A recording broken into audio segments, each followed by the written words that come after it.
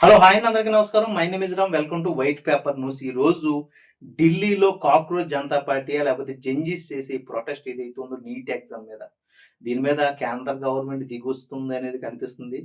ఈ ధర్నా ఏదైతే ఉందో ఇది ఆగిపోతుంది, కొలుక్కొస్తుంది అనేది మాత్రం కనిపిస్తుంది. ఎందుకంటే అర్ధరాత్రి నరేంద్ర మోడీ గారు ఒక సెల్ఫీ వీడియో రిలీజ్ చేస్తూ పూర్తిగా జెన్జీస్‌ని ఉద్దేశిస్తూ హాయ్ ఫ్రెండ్స్ అంటూ తన సంభాషణ కొనసాగిస్తూ, మీరు ప్రొటెస్ట్ చేసే విధానం అయితే మాత్రం ఆపుకోండి. దయచేసి దీని మీద నేనైతే మాత్రం రేపొద్దున పార్లమెంట్‌లో సీరియస్‌గా చర్చిస్తాను. వామపక్షాలతోనూ లేకపోతే అపోజిషన్‌తోనూ నేను సీరియస్‌గా కూర్చొని ఈ పేపర్ లీకేజీల సమస్య ఏదైతే ఉందో, మీ డిమాండ్స్ ఏదైతే ఉన్నాయో అవి సానుకూలంగా నేను పరిష్కరిస్తాను అంటూ హామీ ఇచ్చారు.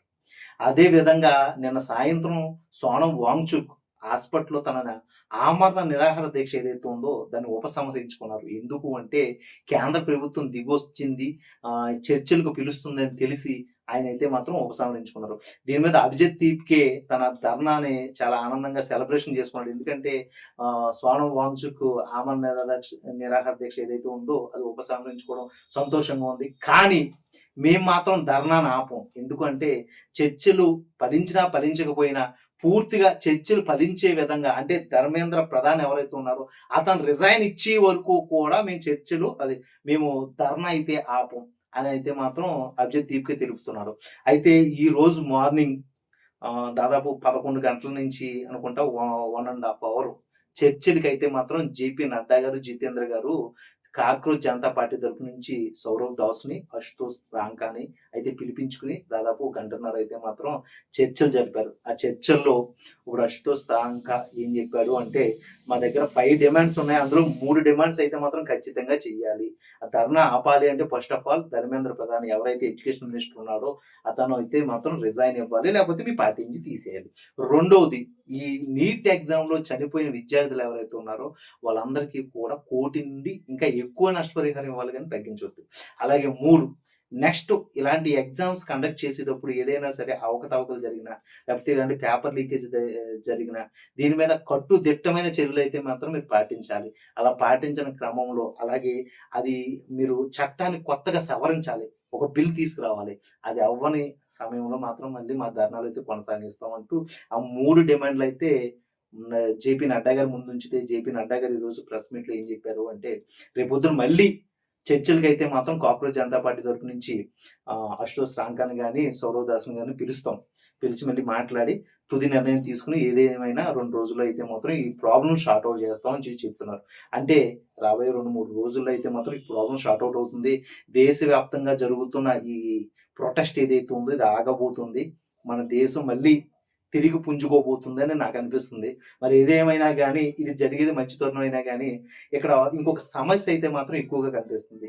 అదేంటంటే, సుప్రీం కోర్ట్ చీఫ్ జస్టిస్ ఎవరైతే ఉన్నారో సూర్యకాంత్ గారు, ఆయన వాదన భిన్నప్రాయాలుగా ఉంది. ఎందుకంటే, గత 4 రోజుల నుంచి అతనైతే మాత్రం ఆవేశపూరితంగా ప్ర ప్రెస్ మీట్‌లా లేకపోతే ట్వీట్స్ చేయడమా, లేకపోతే ప్రెస్ వాళ్ళకి తన ఆవేశపూరితమైన మాటలు రిలీజ్ చేయడం, పూర్తిగా కేంద్ర గవర్నమెంట్‌ని ఇబ్బంది పెట్టే విధంగా ఉంది. అందులో భాగంగా మొన్నటి రోజు ఈ జెన్‌జీస్‌కి, పోలీసులకి మధ్య జరిగిన గొడవ ఏదైతే ఉందో, అందులో ఆ వీడియో ఫుటేజ్ అంతా తీసుకెళ్ళి జెన్‌జీస్‌ని అక్రమంగా పోలీసులు కొట్టారు, కేంద్ర గవర్నమెంట్ కొట్టించింది అనేసి ఆ వీడియోలు చూపించే క్రమంలో జెన్‌జీస్‌కి సంబంధించిన, అంటే కాక్రోచ్ జనతా పార్టీకి సంబంధించిన అడ్వకేట్ ఎవరైతే ఉన్నారో అవి ప్లే చేసే సమయంలో సుప్రీం కోర్ట్ చీఫ్ జస్టిస్ ఎవరైతే ఉన్నారో సూర్యకాంత్ గారు ఆవేశపూరితమైన మాటలు మాట్లాడారు. అదేంటి అంటే, నేను ఇప్పుడు ఈ వీడియోలు చూసేంత టైం నాకు లేదు. ఇటువంటి వీడియోలు నాకు చూపించవలసిన అవసరం లేదు. ఇది అంతా చూసేది పనికిమాలిన పని. నేనిప్పుడు వేరే పనిలో ఉన్నాను. నాకు ఈ పని అప్పచెప్పకండి అంటూ ఆయనైతే మాత్రం దాన్ని ఒక చిన్నబుచ్చే విధంగా, అంటే ఈ దేశవ్యాప్తంగా ఈ నీట్ ఎగ్జామ్‌లో జరిగే ఇంత పెద్ద ప్రాబ్లమ్‌ని ఆయన సింపుల్‌గా తీసి విధానం ఏదైతే ఉందో జెన్‌జీస్‌లో మళ్ళీ కోపాన్ని లేకపోతే ఆవేశాన్ని నింపే విధంగా అయితే ముందుకెళ్తున్నాయి. ఈరోజు అతని మీద చాలా గట్టిగా ట్రోల్స్ అవుతున్నాయి. అలాగే నిన్నటికి నిన్న ఈ కేంద్ర గవర్నమెంట్ జెన్‌జీస్ చేసే ధర్నాకి కట్టుదిట్టం చేసే విషయంలో 144 సెక్షను, అలాగే ఢిల్లీ మొత్తంలో కొన్ని ఏరియాలకు మెట్రోలు ఆపేయడం, అలాగే కొన్ని చోట్ల ఇంటర్నెట్ ఆపేయడం, 144 సెక్షన్ ఇవన్నీ పెట్టడంతో దీని మీద సుప్రీం కోర్ట్ జడ్జి సూర్యకాంత్ గారు మాట్లాడుతూ, మా కోర్టుకి పరిధిలో ఉన్న మెట్రోని ఎందుకు ఆపేశారు? ఇమ్మీడియేట్‌గా దాన్నైతే మాత్రం మళ్ళీ నడిపించే విధంగా మీరైతే తీసుకెళ్లాలని కేంద్ర గవర్నమెంట్‌కి ఆయన వార్నింగ్ ఇచ్చారు. అలాగే ఈ రోజుకి ఈ రోజు ఆయన మాట్లాడుతూ అసలు కోర్ట్‌లో జరిగే వీడియోస్ ఏదైతే ఉన్నాయో, అవి బయట సోషల్ మీడియాలో ఎందుకు టెలికాస్ట్ అవుతున్నాయి? దాని మీద యూట్యూబ్‌లో పెట్టి డబ్బులెందుకు సంపాదిస్తున్నారు? అసలు కోర్టు వీడియోస్ బయటికెందుకెళ్తున్నాయి? ఈసారి నుండి కోర్టు వీడియోస్ బయటికెళ్ళడానికి వీల్లేదు. ఇది ఒక కొత్త రూల్ పాస్ చేస్తున్నాను అంటూ మాట్లాడుతుంటే, దాని మీద జడ్జెస్ మాట్లాడుతూ, ఇన్నాళ్ళు కోర్ట్‌లో జరిగే అంశాలు తప్పుడు తీర్పులు ఏదైతే ఉన్నాయో, అక్రమమైన తీర్పులు ఏదైతే ఉన్నాయో, అవి బయట ప్రపంచానికి తెలియకుండా దాచేశారు. ఇప్పుడిప్పుడే డిజిటల్ మీడియాగా మారి ఈరోజు మీ తీర్పులు పారదర్శకంగాను, ట్రాన్స్‌పరెంట్‌గాను మాకు కనిపిస్తున్నాయి. దాంట్లో తప్పు ఎవరు చేస్తున్నాడో, ఒప్పు ఎవరు చేస్తున్నాడో మాకు తెలుస్తుంది.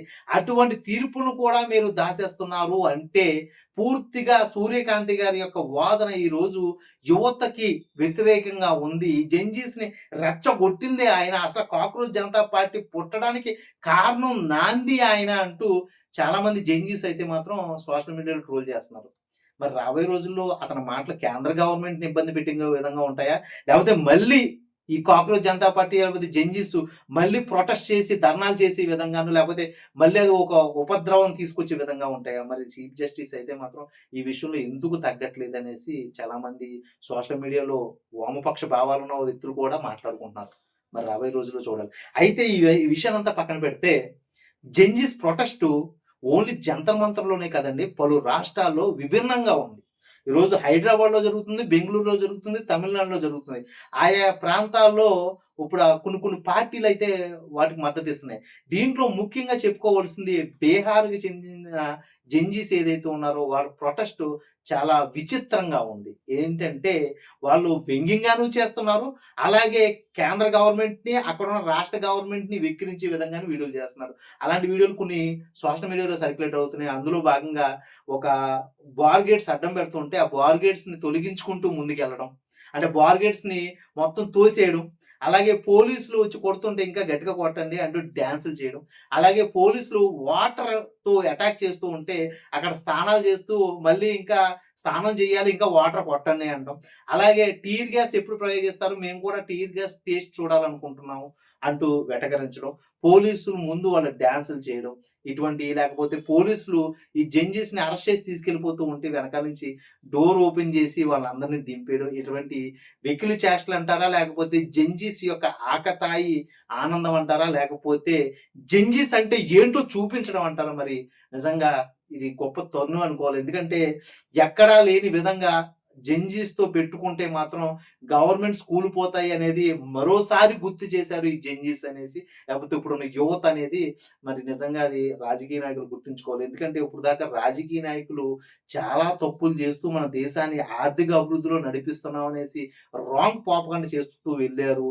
ఇప్పటి నుంచైనా సరే ఇప్పుడు జెన్‌జీస్ వచ్చి మీ యొక్క విధానాన్ని సోషల్ మీడియాలో ఎండగడుతున్నారు. ఇక నుంచైనా సరే ఓటుకి నోటు పెట్టి కొనడం కాదు, నిజంగా ఓటర్‌కి న్యాయం చేసే విధంగా మీరు ముందుకు తీసుకెళ్ళకపోతే జెన్‌జీస్ మీ అంతు చూస్తామనేసి చాలామంది సోషల్ మీడియాలో గొంతెత్తి వినిపిస్తున్నారు. మరి రాబోయే రోజుల్లో చూడాలి ఎటువంటి పరిస్థితికి దారితీస్తుందో. కేంద్ర గవర్నమెంట్ తగ్గొచ్చి ఈ ధర్మేంద్ర ప్రధాన్ అయితే మాత్రం డిస్మిస్ చేసి, అలాగే జెన్‌జీస్ లేకపోతే కాక్రోచ్ జనతా పార్టీ చేసే డిమాండ్స్‌కి తలొగ్గి ముందుకెళ్తుందా? లేకపోతే తన స్టైల్‌లో మళ్ళీ తను అయితే ముందుకెళ్ళిపోయి కాక్రోచ్ జనతా పార్టీని పట్టించుకోకుండా మరి ముందుకెళ్తుందా? మరి రాబోయే రోజుల్లో చూడాలి. ఏదేమైనా రేపొద్దున జరిగే ఈ సమావేశం జేపీ నడ్డా గారితో కాక్రోచ్ జనతా పార్టీ టీమ్ చేసే సమావేశం ముఖ్య కీలకం. ఆ కీలకం అయిపోయిన తర్వాత ఎటువంటి నిర్ణయాలు బయటకొస్తాయి? మరి ఎటువంటి పరిస్థితి బయటకొస్తదనేది ఒక ధోరణి. అయితే ఇందులో ఇంకొక ఇంపార్టెంట్ విషయం చెప్పాలంటే అదే అభిజిత్ దీప్‌కి కేంద్ర గవర్నమెంట్‌ని విమర్శిస్తూ ఒక కథనం అయితే మాత్రం ప్రెస్‌కి అయితే రిలీజ్ చేశాడు.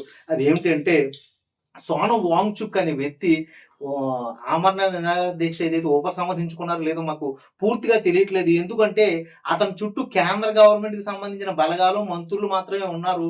మేమెళ్లి కలవడానికి అసలు పర్మిషన్స్ ఇవ్వట్లేదు. అసలు మేము సోనం వాంగ్‌చుక్‌ని కలవడానికి ఎందుకు పర్మిషన్స్ ఇవ్వట్లేదు అంటూ మరి ఆయన ఈరోజు మార్నింగ్ అయితే మాత్రం చాలా సీరియస్‌గా అయితే ప్రెస్ ముందు స్పందించారు. మరి నిజంగా సోనం వాంగ్‌చుక్ అమరణ నిరాహార దీక్ష ఉపసంహరించుకున్నాడా?